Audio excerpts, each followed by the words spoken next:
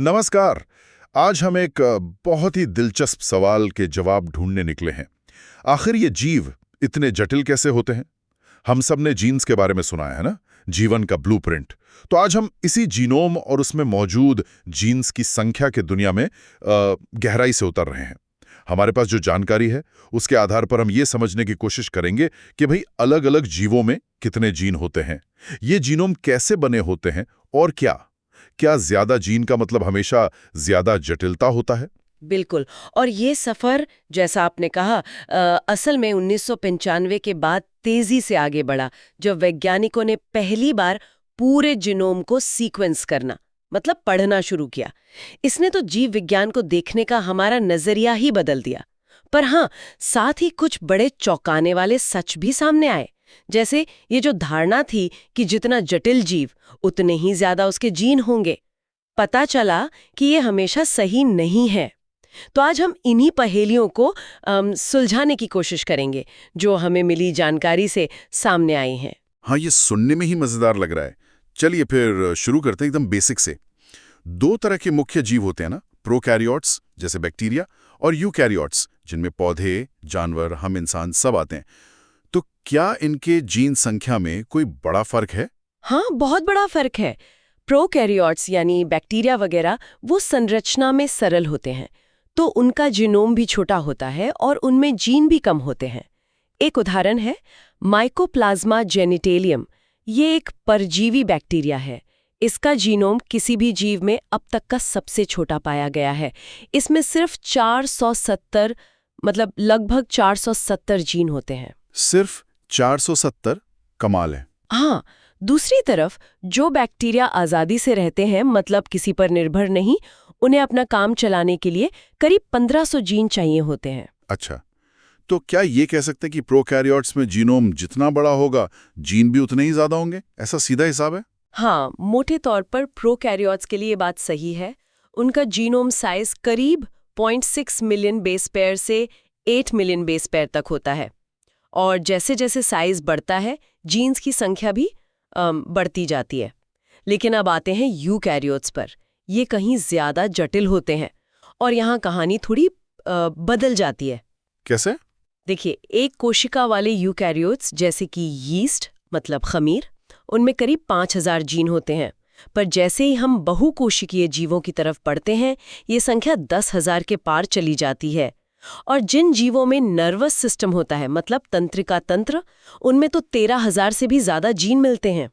और बड़े जानवर जैसे हम इंसान और पेड़ पौधों में ये संख्या 25,000 के आसपास या उससे भी ज्यादा हो सकती है। अच्छा, तो यूकैरियोट्स में जीन्स की संख्या काफी ज्यादा है प्रोकैरियोट्स के मुकाबले। कुछ और उदाहरण है क्या, जैसे कीड़े मकोड़े या पौधों में? हाँ बिल्कुल। जैसे एक छोटा सा कीड़ा है सी एलिगेंस, उसमें करीब 21,700 जीन होते हैं। फल मक्खी, जिसे ड्रोसोफिला कहते हैं, उसमें करीब 17,000 जीन हैं। एक छोटा सा पौधा है अरबिडोप्सिस, जिसे वैज्ञानिक बहुत स्टडी करते हैं। हाँ, सुना है इसका नाम। उसमें लगभग 25,000 जीन हैं। और जैसा मैंने कहा, हम इंसानों और चूहों में भी लगभग 20,000 से 25,000 जीन ही पाए गए हैं। एक मिनट, क्या कहा? इंसानों में सिर्फ 20-25 हजार? मुझे तो याद है पहले वैज्ञानिक सोचते थे कि इंसानों में करीब 1 लाख जीन होंगे। ये तो बहुत बड़ा अंतर है। और चूहों के बराबर? ये कैसे हो सकता है? हम तो चूहों से कहीं ज्यादा जटिल है। हाँ, यही तो सबसे बड़ा आश्चर्य था जब मानव जीनोम का पहला ड्राफ्ट पढ़ा गया। सबकी उम्मीदों से कहीं कम जीन निकले। और आपका सवाल बिल्कुल जायज है। अगर जीन ही जटिलता का पैमाना है, तो हम चूहों जितने जीन लेकर इतने अलग और जटिल कैसे हैं? यहीं पर यूकैरियोटिक जीनोम की एक और खासियत सामने आती है। जीनोम का साइज और जीन की संख्या हमेशा साथ साथ नहीं चलते, और न ही ये सीधे सीधे जीव की जटिलता से जुड़े हैं। मतलब कोई उदाहरण है इसका? हाँ, चावल का उदाहरण लीजिए। चावल, ओरिज़ा सेटिवा, उसका जीनोम साइज में अरबिडोप्सिस पौधे से करीब 4 गुना बड़ा है। 4 गुना बड़ा? हाँ, लेकिन उसमें जीन अरबिडोप्सिस से कम है, करीब 32,000 के आसपास। तो बड़ा जीनोम होने का मतलब ज्यादा जीन होना नहीं है यूकैरियोट्स में, ये बात है। बिल्कुल। तो फिर ये अतिरिक्त डीएनए क्या है? अगर वो जीन नहीं है तो वो क्या है? और ये समझाइए कि कम जीन से ज्यादा जटिलता आती कैसे है? बिल्कुल सही सवाल। देखिए, यहीं पर जीन घनत्व यानी जीन डेंसिटी का कॉन्सेप्ट आता है। मतलब जीनोम के कितने हिस्से में असल में जीन मौजूद है। कुछ जीवों का जीनोम बहुत कसा हुआ होता है, कॉम्पैक्ट, जैसे यीस्ट एस सर्विसिए, उसका करीब 70% हिस्सा प्रोटीन बनाने वाले कोड का है। वहीं कुछ का जीनोम फैला हुआ होता है, जैसे एक और यीस्ट एस पॉम्बे, उसमें जीन के बीच बीच में खाली जगह, जिसे इंट्रॉन कहते हैं, वो ज्यादा होती है। तो चावल के बड़े जीनोम में शायद ये इंट्रॉन या दूसरा नॉन कोडिंग डीएनए ज्यादा है। अच्छा, और वो दूसरा सवाल, कम जीन से ज्यादा जटिलता? हाँ, उसका जवाब, इसके कई कारण हैं। एक बहुत महत्वपूर्ण प्रक्रिया है ऑल्टरनेटिव स्प्लाइसिंग। Alternative splicing? हाँ, इसे ऐसे समझिए कि आपके पास लेगो के कुछ ब्लॉक्स हैं, मतलब जीन, और आप उन्हें अलग अलग तरीके से जोड़कर कई अलग अलग मॉडल यानी प्रोटीन बना सकते हैं। ओके। इंसानों में करीब 60% जीन्स के साथ ऐसा होता है। एक ही जीन से कई तरह के प्रोटीन बन सकते हैं। इससे हमारे शरीर में प्रोटीन्स की कुल संख्या, जिसे प्रोटियोम कहते हैं, वो शायद 50-60 हजार या उससे भी ज्यादा हो जाती है। 50-60 हजार? हाँ, जबकि जीन तो 20-25 हजार ही थे। हाँ बिल्कुल, ये जीन्स की संख्या से कहीं ज्यादा है। तो ये एक तरीका है जटिलता बढ़ाने का। अच्छा, तो एक ही औजार से कई काम लिए जा रहे हैं, ये तो कमाल की बात है। और क्या कारण हो सकते हैं? दूसरा कारण है जीन परिवार या जीन फैमिलीज। कई जीन अकेले नहीं होते, वे समूहों में होते हैं। ये जीन एक जैसे दिखते हैं और मिलते जुलते काम करते हैं। ये शायद बहुत पहले किसी एक जीन की कॉपी बनने से बने होंगे। तो हमारे पास भले ही 20-25 हजार तरह के जीन हो, लेकिन कुछ जीन परिवारों में कई सदस्य होते हैं, जिससे कुल संख्या बढ़ जाती है, या कहिए कि विविधता बढ़ जाती है। और तीसरा, जिसे पहले कचरा डीएनए या जंक डीएनए समझा जाता था, यानी जीनोम का वो बड़ा हिस्सा जो सीधे प्रोटीन नहीं बनाता। हाँ, सुना है इसके बारे में। अब पता चल रहा है कि वो कचरा नहीं है, उसमें बहुत से रेगुलेटरी तत्व होते हैं। ये कंट्रोल करते हैं कि कौन सा जीन कब, कहाँ और कितना बनेगा। ये रेगुलेशन ही जटिलता की असली कुंजी हो सकता है। ये नॉन कोडिंग डीएनए वाला हिस्सा कितना बड़ा हमारे जीनोम में, मतलब अंदाजन? अरे बहुत बड़ा। हमारे जीनोम का सिर्फ आप सोचिए करीब 1.5% हिस्सा ही एक्सॉन है। सिर्फ 1.5%? हाँ, यानी वो हिस्सा जो सीधे प्रोटीन बनाता है। करीब 24% इंट्रॉन है, जो जीन के बीच में होते हैं और हटा दिए जाते हैं। और लगभग 45% हिस्सा दोहराव वाले डीएनए यानी रेपिटेटिव डीएनए का है। 45%? हाँ, इसमें ट्रांसपोजोन्स जैसी चीजें शामिल हैं, जिन्हें उछलने वाले जीन भी कहते हैं। वो जीनोम ने अपनी जगह बदल सकते हैं। इसके अलावा स्यूडोजीन्स भी होते हैं। ये पुराने टूटे फूटे जीन हैं जो अब काम नहीं करते।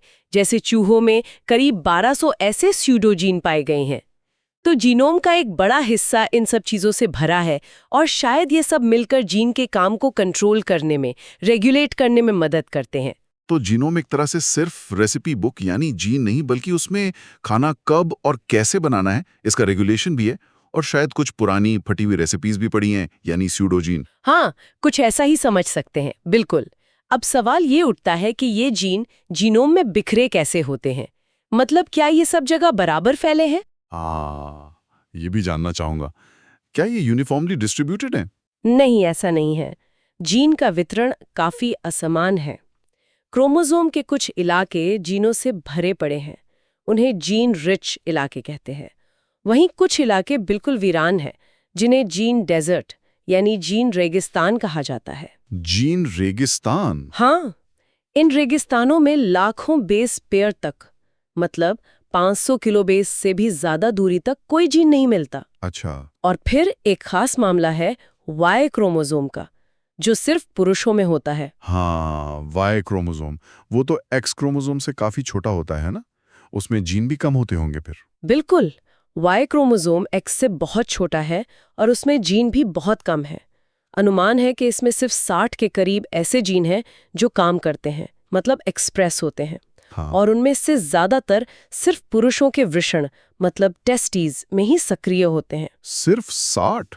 हाँ, लगभग। और इसकी बनावट भी काफी अनोखी है। इसमें जीन्स की कई कॉपियां होते हैं। कुछ हिस्से ऐसे हैं जो आगे पीछे से पढ़ने पर एक जैसे लगते हैं, पैलिंड्रोम कहते हैं उन्हें। कुछ हिस्से एक्स क्रोमोसोम से मिलते जुलते हैं, और कुछ में पुराने निष्क्रिय जीन पड़े हैं जिन्हें डीजेनरेट रीजन कहते हैं। जीन्स की कई कॉपियां क्यों होती हैं वाई क्रोमोसोम पर? इसका क्या मतलब है? ये एक तरह का आप कह सकते हैं सुरक्षा तंत्र है। देखिए, वाई क्रोमोसोम अकेला होता है ना, बाकी क्रोमोसोम तो जोड़ी में होते हैं। हाँ, तो अगर उसके किसी जरूरी जीन में गड़बड़ी या म्यूटेशन आ जाए तो उसे ठीक करने के लिए दूसरा साथी क्रोमोसोम नहीं होता। इसलिए कई जरूरी जीन्स की मल्टीपल कॉपियां होती हैं और एक प्रक्रिया होती है जीन कन्वर्शन, जिसमें ये कॉपियां आपस में जानकारी का आदान प्रदान करती हैं। अगर एक कॉपी में कोई खराबी आ जाए तो वो दूसरी सही कॉपी की मदद से ठीक हो सकती है। इस तरह वाई क्रोमोसोम अपने जरूरी जीन्स को बचाए रखता है। अच्छा, ये तो बड़ा स्मार्ट तरीका है। हाँ, माना जाता है कि एक्स और वाई क्रोमोसोम कभी एक जैसे ऑटोसोमल क्रोमोसोम की जोड़ी हुआ करते थे, लेकिन समय के साथ वाई छोटा होता गया और अपने ज्यादातर जीन खोता गया। ये तो सच में अनोखा है।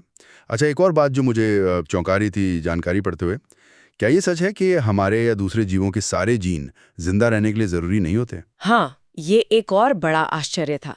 खासकर यीस्ट पर किए गए प्रयोगों से ये बात साफ हुई।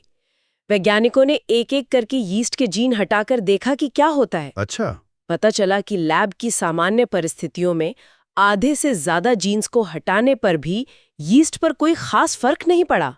वो आराम से बढ़ता रहा। कुछ स्टडीज में तो ये भी सामने आया कि शायद 90% यीस्ट जीन्स को हटाने पर या तो कोई असर नहीं होता या बहुत मामूली असर होता है। 90%? ये कैसे मुमकिन है? अगर जीन जरूरी नहीं है तो है ही क्यों? इसका एक बड़ा कारण है रिडंडेंसी। रिडंडेंसी मतलब? अतिरेक। मतलब एक ही काम को करने के लिए शायद एक से ज्यादा जीन या रास्ते, मतलब पाथवेज, मौजूद हैं। अगर एक रास्ता बंद हो जाए तो दूसरा काम संभाल लेता है। ये एक तरह का बैकअप सिस्टम है, आप कह सकते हैं। Okay, backup. हाँ, और हो सकता है कि जो जीन लैब में गैर जरूरी लग रहे हैं वो असल जिंदगी की मुश्किल परिस्थितियों में, जैसे कोई तनाव हुआ या कोई इन्फेक्शन हुआ, उसमें बहुत जरूरी हो। लैब की आरामदायक जिंदगी में शायद उनकी जरूरत महसूस नहीं होती। तो ये गैर जरूरी जीन एक तरह से स्टैंड बाई पर रहते हैं, जब जरूरत पड़ेगी तब काम आएंगे। शायद, हाँ, बिल्कुल। इसे समझने के लिए वैज्ञानिक एक तकनीक इस्तेमाल करते हैं जिसे सिंथेटिक जेनेटिक एनालिसिस या SGA कहते हैं। SGA? हाँ, इसमें वो दो ऐसे जीन चुनते हैं जिन्हें अकेले अकेले हटाने पर कोई खास असर नहीं होता, लेकिन जब दोनों को एक साथ हटा दिया जाता है तो कोशिका मर जाती है। अच्छा, इससे पता चलता है कि वो दोनों जीन शायद किसी एक ही जरूरी काम को अलग-अलग तरीकों से कर रहे थे, और जब दोनों रास्ते बंद हो गए तो काम ठप पड़ गया। वैसे ये जानना भी जरूरी है कि जो जीन इंसानों में जिंदा रहने के लिए बिल्कुल जरूरी माने जाते हैं, उनमें से करीब 70% जीन दूसरे जीवों में भी पाए जाते हैं और वहां भी जरूरी होते हैं। मतलब ये बहुत पुराने और महत्वपूर्ण जीन हैं। ठीक है, तो हमने जीन संख्या, जटिलता का पेंच, जीन का वितरण और उनकी जरूरत के बारे में बात की। अब आते हैं जीन काम करने के तरीके पर, यानी जीन एक्सप्रेशन पर। क्या सभी जीन एक बराबर मात्रा में काम करते हैं या उनमें भी फर्क है? नहीं, बिल्कुल नहीं, बहुत फर्क है।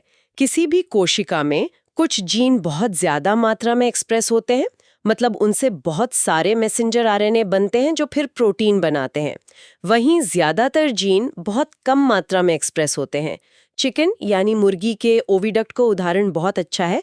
ओविडक्ट वो अंग है जहां अंडा बनता है। हाँ, वहां बनने वाले कुल mRNA का 50% हिस्सा सिर्फ एक जीन से आता है, ओवल्ब्यूमिन।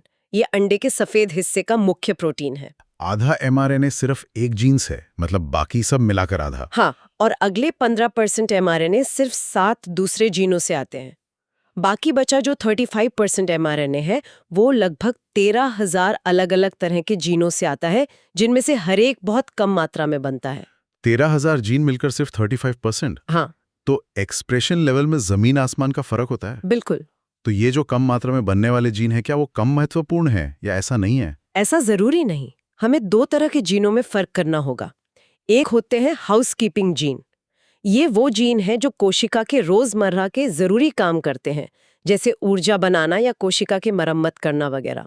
ये लगभग सभी कोशिकाओं में और लगभग एक जैसे लेवल पर बनते रहते हैं। अच्छा, बेसिक काम करने वाले। हाँ, दूसरे होते हैं लग्जरी जीन, जैसे ओवल्ब्यूमिन। ये किसी खास कोशिका के खास काम के लिए होते हैं और जरूरत पड़ने पर बहुत ज्यादा मात्रा में बनते हैं। आजकल ऐसी तकनीकें हैं जैसे DNA माइक्रोएरे, जिनसे वैज्ञानिक एक जू का हजारों जीनों के एक्सप्रेशन लेवल को नाप सकते हैं। माइक्रोएरे, हाँ, इससे वो देख सकते हैं कि अलग-अलग परिस्थितियों में कौन से जीन ज्यादा या कम काम कर रहे हैं। जैसे सामान्य कोशिका और कैंसर कोशिका में क्या फर्क है, या अलग-अलग माहौल में पल रहे यीस्ट में क्या बदल रहा है। वैसे यीस्ट में सामान्य हालात में उसके कुल जीनोम का सिर्फ 7% हिस्सा ही एक्सप्रेस होता है। मतलब करीब 4,500 जीन। सिर्फ 7%? वाह।